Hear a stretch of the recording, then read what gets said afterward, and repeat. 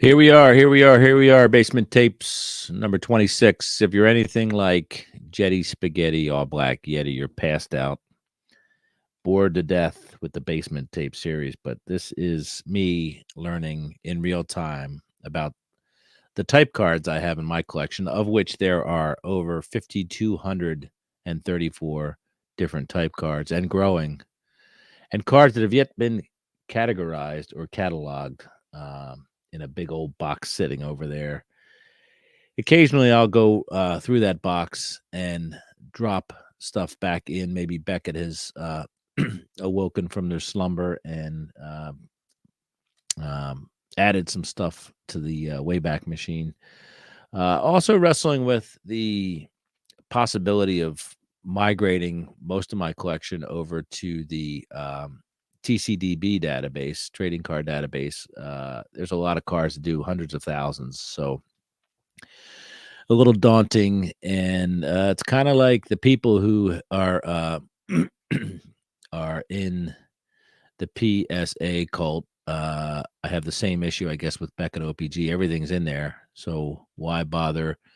In spite of the flaws of their database and their inability to keep up with information in that database, it's all there. Is it worth the effort for me to move stuff over? I'm not quite sure, but that's one of those hobby questions that doesn't need to be answered. We just kind of let it happen organically, perhaps. So let's talk about 1947. Now we have a big gap there, right? 41. All hell breaks loose in the world. Actually happened before that, but America gets involved at the end of 1941, and we stop making ball cards. So imagine if a dub 2 never happens. Of course, there's so many other more positive things that will have come of that other than sporting and sporting cards. But forget about the humanitarian aspect. But if WW2 never happens, we have players like DiMaggio and Ted Williams and Bob Feller rewriting record books or taking a more prominent position in those record books. We all know about Hank Greenberg and stuff like that. And wow, would it not have been amazing if those players had been able to play full careers without war interruptions?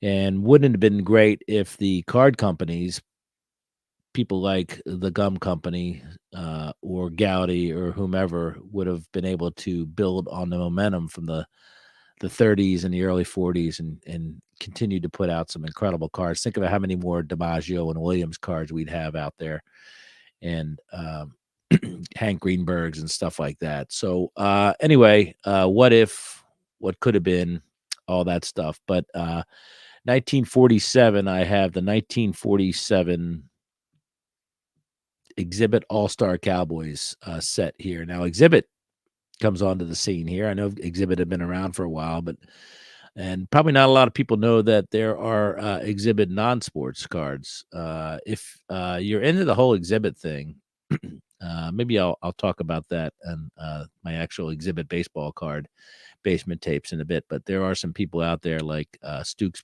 Baseball Cards and Curiosities who has done some wonderful work on Exhibits. So check out his stuff when you can, and you'll learn a lot. I have one of these 1947 Exhibit All-Star Cowboys, number 6. I think it's a 4-way card: Bob Steele, Jimmy Wakely, and Paul Parry. Let me see what is said here in Beckett. Produced by Exhibit Supply Company, the card fronts depict 4 different cowboy actors or all-stars, and the depictions are brownish in tone. Each picture has the star's faux signature. The copyright line "Made in USA" is contained in the bottom right corner. The backs are blank. These were issued as a flyer for vending machines.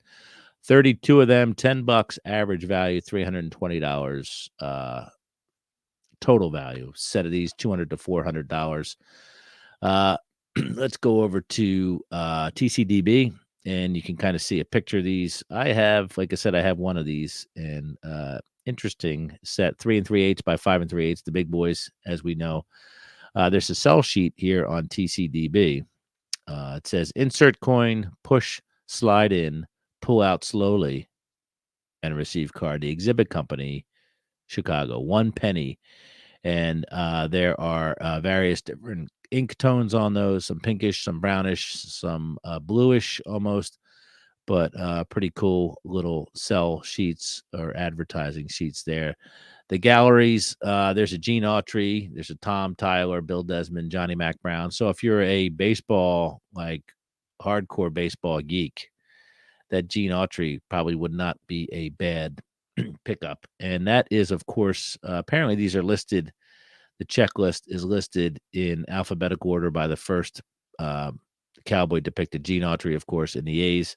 These are no number cards. So Gene Autry with the letter A as his last name would be the first one depicted, and so on. So anyway, Gene Autry owned the California Angels, and there's a Roy Rogers in there, Robert Stack, um, all sorts of fun cards in there. So might make sense to get some of those if you are a freaky deek. There's a Tom Tyler, Gene Autry, Leo Maloney card. So if you're an Angels fan, you should be getting some of these for sure. But otherwise, it'd be fun little baseball uh, nuggets to get. The Lone Rangers in there as well. All sorts of interesting names popping up as I go through this. So these are the 1947 exhibit all-star cards. These were not given any sort of designation by the American Card Catalog.